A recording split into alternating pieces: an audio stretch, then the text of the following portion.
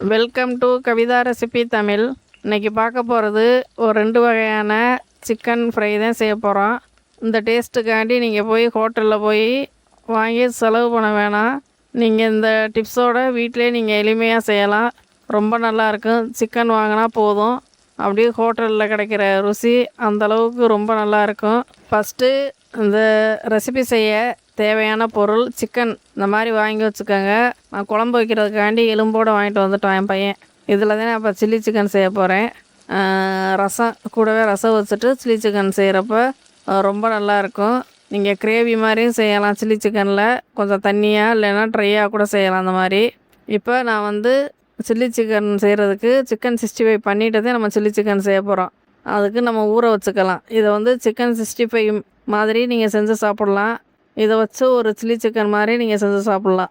ரொம்ப நல்லாயிருக்கும்.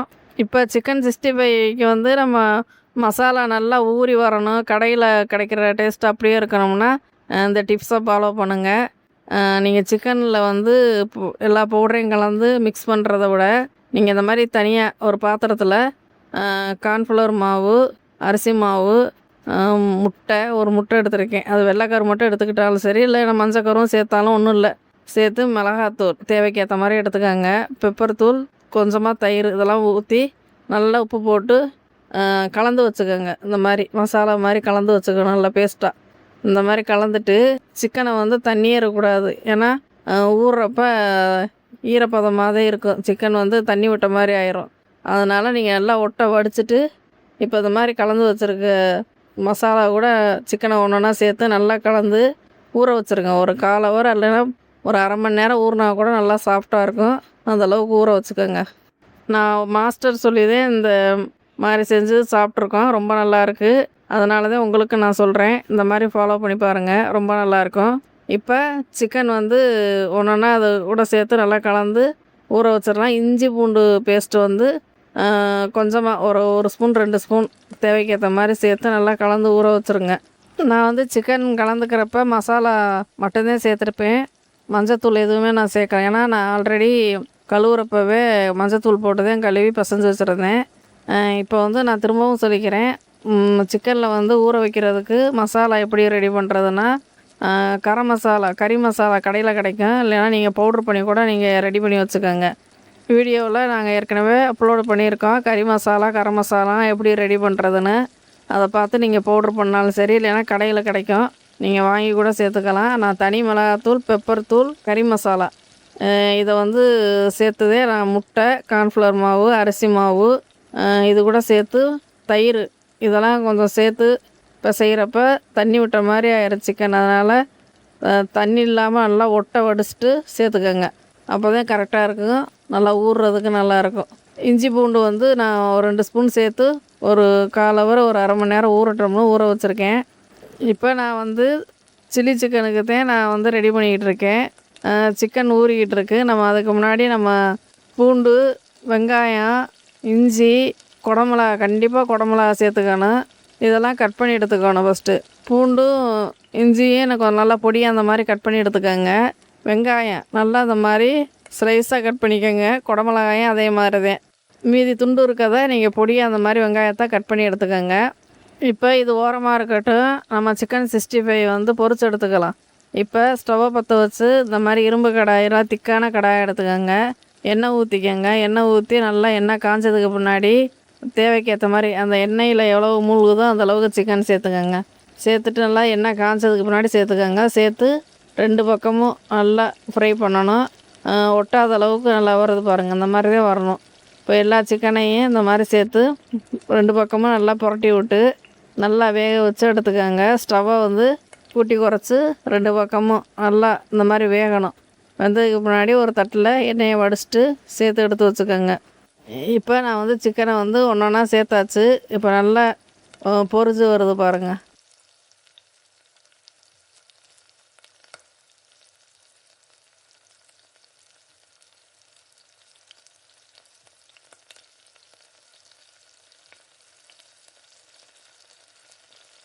இப்போ 2 பக்கமும் நல்லா கலர் மாதிரி நல்லா வேகணும். இந்தளவுக்கு வேகிறப்ப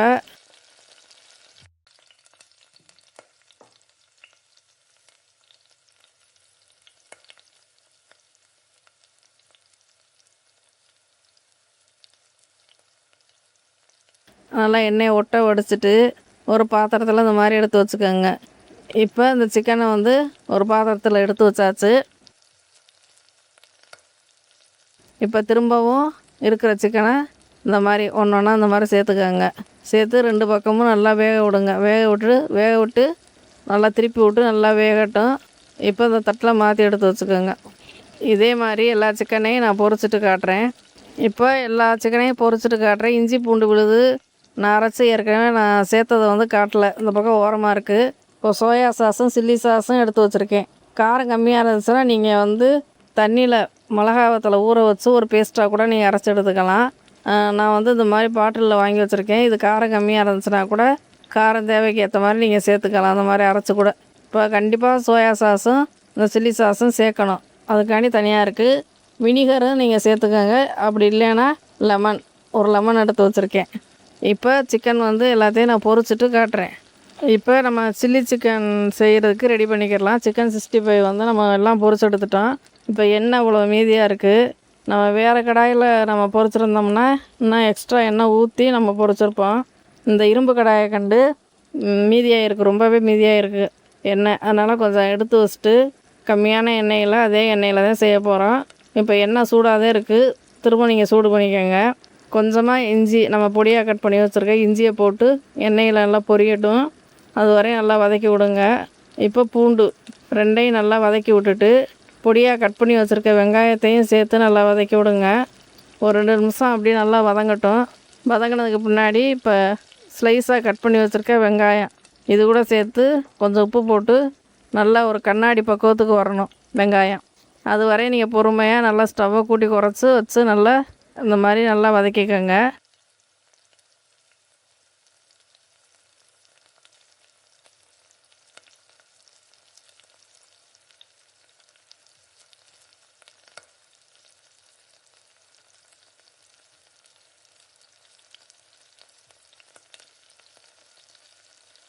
நல்லா வதங்கட்டும். வதங்கினதுக்கு பின்னாடி அந்த குடமிளகா இதையும் சேர்த்து நல்லா வதக்கி விடுங்க. நல்லா வதங்கினதுக்கு பின்னாடி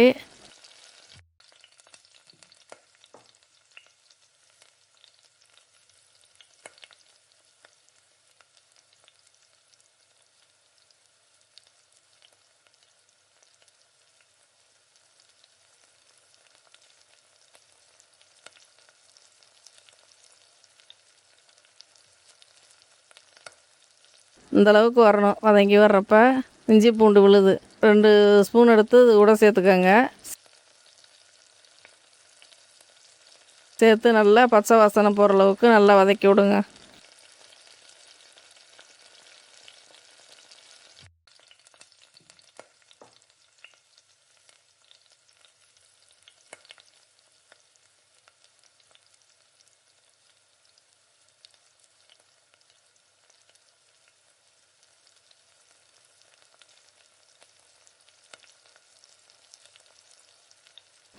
ரெண்டு spoon soya sauce, chilli paste மாதிரி ரெடி பண்ணி வச்சுருக்கேன்.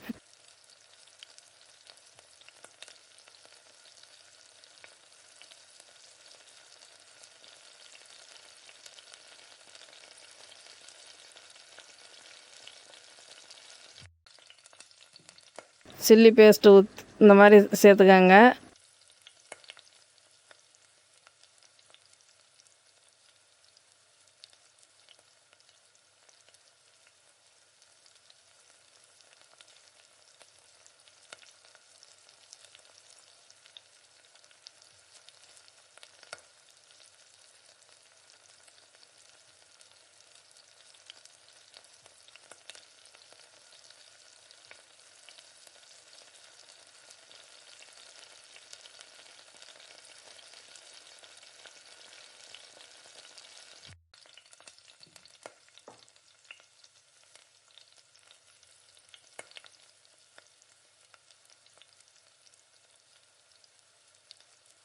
கொஞ்சமாக சில்லி சாஸ் நான் வாங்கி வச்சுருந்தேன், அது காரம் கம்மியாக இருக்கிறதுனால கொஞ்சம் பேஸ்ட்டாகவும் ரெடி பண்ணி வச்சுருக்கேன். அதையும் ஊற்றி நல்லா கலந்து விட்டு இதெல்லாம் வதங்கிக்கிட்டு இருக்கப்போ ஒரு ஸ்பூன் கார்ன்ஃப்ளவர் மாவு எடுத்து தண்ணியில் கரைச்சி வச்சுருங்க. நம்ம ஊற்றுறப்ப திரும்ப கலந்து விட்டு தான் ஊற்றணும், அடியில் படிஞ்சிருக்கும். நான் ஏற்கனவே அந்த மாதிரி கார்ன்ஃப்ளவர் மாவு ஒரு கிண்ணத்தில் தண்ணி ஊற்றி ஊற வச்சுட்டேன், கரைச்சி வச்சுட்டேன். இப்போ இது கூட சேர்த்துக்க போகிறோம். கிரேவியாக வேணும்னா கொஞ்சம் தண்ணி எக்ஸ்ட்ரா கூட நீங்கள் ஊற்றிக்கலாம். இப்போ நான் வந்து ஃப்ரை மாதிரி தான் செய்ய போகிறேன், நல்லா ட்ரையாக அந்த மாதிரி. அதனால் இது போதும். இப்போ ஊற்றி இதையும் நல்லா கலந்து விட்டு பொரிச்சு வச்சுருக்க சிக்கனையும் நல்லா கலந்துக்கங்க. பா பார்க்குறப்ப எப்படி இருக்குது பாருங்கள், ஹோட்டலில் கிடைக்கிற மாதிரி அப்படியே. பார்க்குறதுக்கு மட்டும் கிடையாது, சாப்பிட்றதுக்கும் தட்டே காலி ஆகிடும். அந்தளவுக்கு நீங்கள் பிள்ளைங்க ரசம் சாப்பிட மாட்டேன்னு சொன்னால் கூட நீங்கள் வயிறு சரியில்லை அந்த மாதிரி டயத்துலலாம் இந்த தயிர் சாதம், இந்த ரச சாதம், சாம்பார் சாதம் எல்லாத்துக்குமே இந்த ஒரு சில்லி சிக்கன் செஞ்சு சாப்பிட்டாலுமே அவ்வளோ ருசியாக இருக்கும். நீங்கள் போய் அந்த டேஸ்ட்டுக்காண்டி போய் கடையில் வாங்கி சாப்பிடாம நீங்கள் இந்த மாதிரி ஒரு முறை கண்டிப்பாக செஞ்சு சாப்பிடுங்க, ரொம்ப நல்லாயிருக்கும். இப்போ இந்த சிக்கனை கொட்டி நல்லா கலந்து விட்டுக்கோங்க. நான் அதுக்கு முன்னாடி வந்து 2 spoon soya sauce, chilli paste மாதிரி ரெடி பண்ணி வச்சுருக்கேன். கார்ன்ஃப்ளவர் மாவு ஊற்றுறதுக்கு முன்னாடி சில்லி பேஸ்ட்டு இந்த மாதிரி சேர்த்துக்கங்க. கொஞ்சமாக சில்லி சாஸ் நான் வாங்கி வச்சுருந்தேன், அது காரம் கம்மியாக இருக்கிறதுனால கொஞ்சம் பேஸ்ட்டாகவும் ரெடி பண்ணி வச்சுருக்கேன். அதையும் ஊற்றி நல்லா கலந்து விட்டு சிக்கனை வந்து நம்ம கொட்டி கலந்துக்க வேண்டியதேன். இப்போவும் நான் திரும்பவும் சொல்கிறேன், நீங்கள் போய் கடையில் கேட்டாலுமே சில்லி சிக்கன் ரேட்டு அதிக ரேட்டாக இருக்கும். நீங்கள் கண்டிப்பாக இது மாதிரி ஒரு முறை செஞ்சு சாப்பிடுங்க, ரொம்ப நல்லாயிருக்கும். எண்ணெயை காய வச்சு இஞ்சி பூண்டு நல்லா பொடியாக கட் பண்ணி சேர்த்துட்டு, வெங்காயம் பொடியாக கட் பண்ண வெங்காயத்தை நல்லா வதக்கிக்கோங்க. 2 நிமிஷம் ஸ்லைஸாக கட் பண்ண வெங்காயத்தை கொட்டி நல்லா உப்பு போட்டு வதக்கி விட்டுக்கோங்க. குடமிளகா அதையும் சேர்த்து நல்லா வதக்கி விட்டுட்டு, இஞ்சி பூண்டு பேஸ்ட்டு சேர்த்துட்டு அதையும் நல்லா பச்சை வாசனை போகிற அளவுக்கு வதக்கிட்டு, soya sauce 2 spoon, tomato sauce வந்து நான் சேர்க்கல, சில்லி சாஸு தான், அது டொமேட்டோ சாஸு கிடையாது, சில்லி சாஸு. இதையும் சேர்த்துட்டு சில்லி பேஸ்ட்டாகவும் கொஞ்சம் ஒரு 1/2 ஸ்பூன் சேர்த்துருக்கேன், ஏன்னா காரம் கம்மியாக இருக்குன்ட்டு.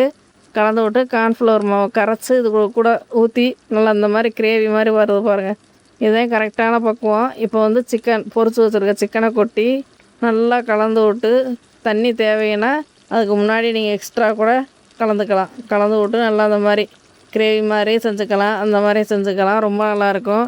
இது இப்போ நான் ரசம், தயிர், அந்த சில்லி சிக்கனை வச்சு சாப்பிட போகிறோம், ரொம்ப நல்லாயிருக்கும். இந்த வீடியோ பிடிச்சிருந்தா லைக் பண்ணி ஷேர் பண்ணுங்கள். இப்போ ஒரு ரச சாதத்துக்கு இந்த மாதிரி சிக்கனை வச்சு ஒரு வறுவல் தான் செய்ய போகிறோம், கோழி வறுவல். இது வந்து எப்படி செய்யலான்னு பார்க்கலாம்.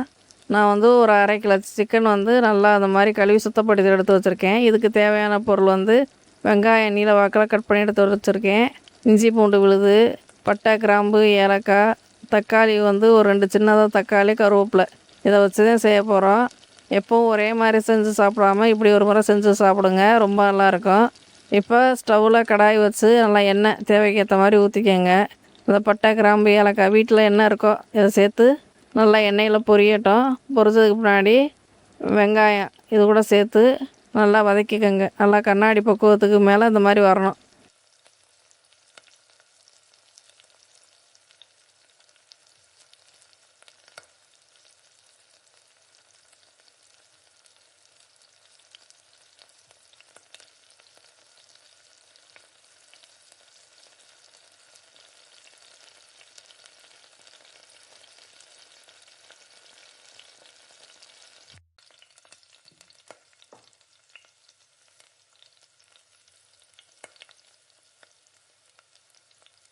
நல்லா கலர் மாதிரி இந்த மாதிரி வர்றப்ப தக்காளியை கொட்டி நல்லா உப்பு போட்டு, கல் உப்பு தான் சேர்க்குறேன், 1 ஸ்பூன் இந்த மாதிரி நல்லா சேர்த்து நல்லா வதக்கிக்கோங்க.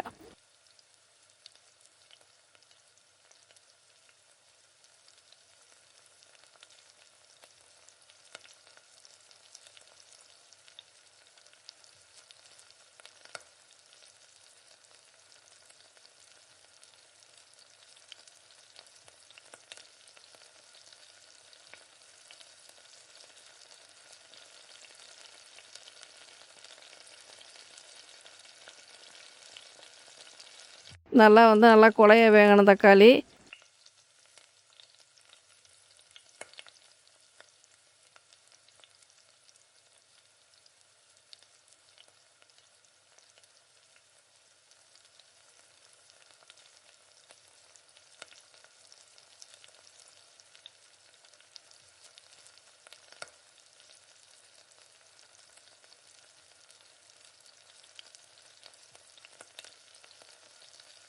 இப்போ இஞ்சி பூண்டு பேஸ்ட்டு இதை வந்து தேவைக்கு ஏற்ற மாதிரி சேர்த்து நல்லா பச்சை வாசனை போகிற அளவுக்கு நல்லா வதக்கி விட்டுட்டு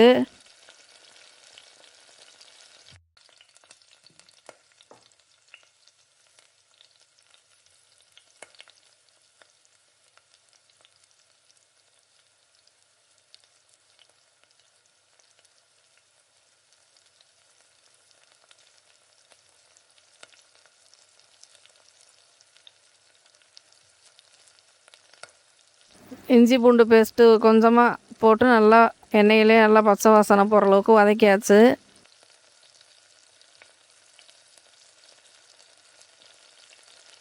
இப்போ நான் ஏற்கனவே மஞ்சத்தூள் போட்டு கழுவி வச்சுருக்கேன் சிக்கன். நல்லா எண்ணெய் நல்லா தண்ணியே இல்லாமல் நல்லா ஒட்டை வடிச்சிட்டு இது கூட சேர்த்துக்கங்க.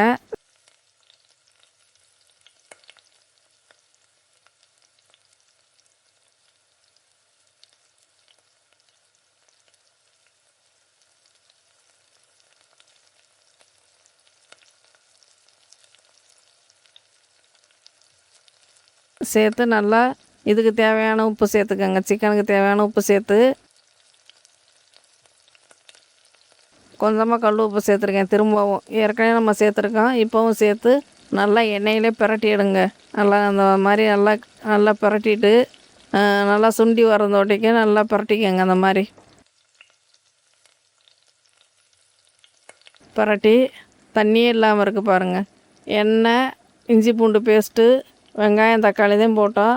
அதில் உள்ள தண்ணியை இந்த சிக்கன் வேக வேக அப்படியே தண்ணி இறங்கிடும். சிக்கனில் உள்ள தண்ணியை நல்லா இறங்கி நல்லா வெந்துடும். அது நல்லா உப்பு கறியை நல்லா வேக விட்டுக்கோங்க. நல்லா வெந்து இந்த தண்ணியெல்லாம் நல்லா சுண்டி வரதோட்டிக்கு நல்லா கிளறிக்கிட்டே இருங்க. இந்த பாத்திரத்தில் அடி பிடிக்காது. மற்ற பாத்திரம்னா நீங்கள் இடையில செக் பண்ணிக்கோங்க. அப்படி தண்ணி தேவைப்பட்டால் கூட ஒரு 1/2 டம்ளர் சேர்த்துக்கோங்க. இஞ்சி பூண்டு பேஸ்ட் அரைச்ச அது மிக்ஸி இருந்தால் கூட ஜாரில் தண்ணியை ஊற்றி நல்லா கலந்து சேர்த்துக்கோங்க. சேர்த்து நல்லா வேகணும். வெந்ததுக்கு பின்னாடி மசாலா சேர்த்துக்கலாம். சிக்கன் வேகிறதுக்கு ஒரு 10 நிமிஷம் ஆகும். மூடி போட்டு வேக வச்சுக்கலாம். இடையில நீங்கள் வந்து ஸ்டவ்வை கூட்டி குறைச்சி வச்சு இடையில வெந்திருக்கான்னு நீங்கள் திரும்பவும் செக் பண்ணிக்கோங்க. சிக்கன் நல்லா வெந்துருச்சுன்னா ஒரு 3/4 அளவு சிக்கன் வேகணும். அப்போ மசாலா சேர்த்துக்கலாம். எப்போவும் நம்ம வீட்டில் அரைச்ச பொடியை சேர்க்காம இந்த மாதிரி கடையில் வாங்கி ஒரு தடவை செஞ்சு பாருங்கள். நம்ம எப்பயுமே சாப்பிட்டுக்கிட்டே இருந்தால் என்னடா விருப்பம் இருக்குது, ஒரே டேஸ்ட்டாக இருக்குன்னு கடைக்கு போக சொல்லும். அதனால் நீங்கள் இந்த மாதிரி சிக்கன் பொடி வாங்கி திரும்ப அந்த மாதிரி மசாலாவை அதில் கொட்டி நல்லா கலந்து விட்டு தண்ணி கொஞ்சமாக தேவைக்கு ஏற்ற மாதிரி தண்ணி சேர்த்துக்கங்க. கொஞ்சமாக வீட்டில் மிளகுத்தூள் ரெடி பண்ணிவிட்டு இது கூட சேர்த்துக்கங்க. நான் வந்து 2 மசாலா கொஞ்சம் கலந்துக்கிறேன். மட்டன் மசாலா கொஞ்சம், சிக்கன் மசாலா கொஞ்சம். சமையல்காரவங்களே இந்த மாதிரி தான் 2ஐயும் நல்லா ரெடி பண்ணி வச்சுக்கிட்டு வீட்டுத்தூளும் கொஞ்சம் எடுத்து நல்லா மிக்ஸ் பண்ணி இந்த மாதிரி சேர்த்து செய்கிறப்ப தான் ரொம்ப நல்லாயிருக்கும். நான் வந்து 2 மசாலா இந்த மாதிரி கடையில் வாங்கி தான் சேர்க்குறேன். இது வித்தியாசமான ஒரு ருசியை கொடுக்கும். இதே டேஸ்ட்டு நம்ம வீட்டு பொடியில் கிடைக்காது. அதனால் நீங்கள் ஒரு நாளைக்கு இந்த மாதிரி செஞ்சு பாருங்கள், ரொம்ப நல்லாயிருக்கும்.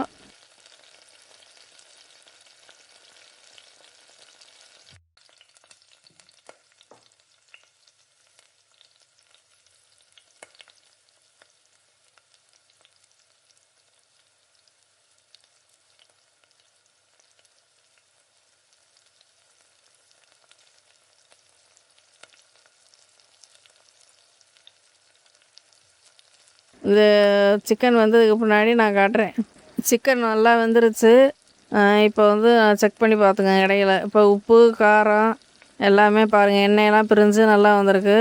உங்களுக்கு கிரேவி மாதிரி வேணும்னா கொஞ்சம் எக்ஸ்ட்ரா தண்ணி ஊற்றிக்கோங்க. இந்த மாதிரி வறுவல் மாதிரி வேணும்னா கொஞ்சம் தண்ணி கம்மி பண்ணிக்கோங்க. இப்போ நல்லா கலந்து விட்டாச்சு. இந்த வீடியோ ரொம்ப பிடிச்சிருக்குன்னு நினைக்கிறேன்.